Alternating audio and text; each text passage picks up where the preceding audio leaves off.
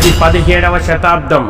దక్కన్ పీఠభూమి మొత్తం బానిసత్వపు చీకట్లో మగ్గుతున్న సమయం. ఉత్తరాన ఢిల్లీ మొఘల్ పాదుషాలు, దక్షిణ బీజాపూర్ ఆదిల్ షాహీ సుల్తానులు మన ధర్మాన్ని, మన ఆత్మ గౌరవాన్ని అణిచివేస్తున్న రోజులవి. సొంత గడ్డపై పరాయి పాలనలో నలిగిపోతున్న భారతావనికి ఒక రక్షకుడు కావాలి. అప్పుడే సహ్యాద్రి కొండల సాక్షిగా ఒక మెరుపు పుట్టింది. జిజియాబాయి కడుపున పుట్టిన ఆ సింహం పేరు శివాజీ.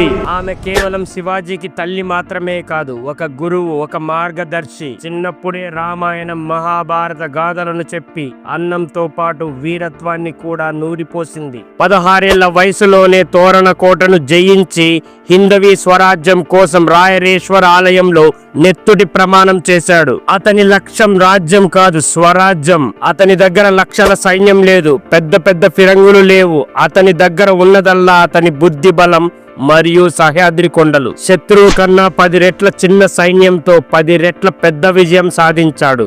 అదే గనిమీ కావా. శత్రువు ఊహించని దిక్కు నుంచి రావడం, మెరుపు వేగంతో దాడి చేయడం, గాలిలో కలిసినట్టు మాయమవ్వడం. ఇదే శివాజీ తంత్రం.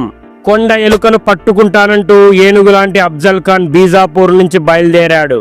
కానీ శివాజీ అతన్ని ప్రతాప్గఢ్ అడవుల్లోకి రప్పించాడు. కౌగిలించుకొని వెన్నుపోటు పడవబోయిన ఆ రాక్షసుడు పేగులను తన చేతికున్న వాగ్నక్తో చీల్చి మరాఠా పౌరుషం అంటే ఏంటో ప్రపంచానికి చూపించాడు. అతను కేవలం యుద్ధాలు చేసిన రాజు కాదు, భారతీయ నౌకాదళ పితామహుడు. సామాన్యుడికి న్యాయం చేసిన రాయతేచా రాజా. మొఘల్ సామ్రాజ్యాన్ని గడగడలాడించి 1674లో ఛత్రపతిగా పట్టాభిషేకం పొందిన ఆ మహావీరుడు మన శివాజీ మహారాజ్. ఇలాంటి మరిన్ని లేటెస్ట్ అండ్ ఇంట్రెస్టింగ్ టాపిక్స్ కోసం మన ఛానల్ను సబ్స్క్రైబ్ చేసుకోవడం మర్చిపోకండి.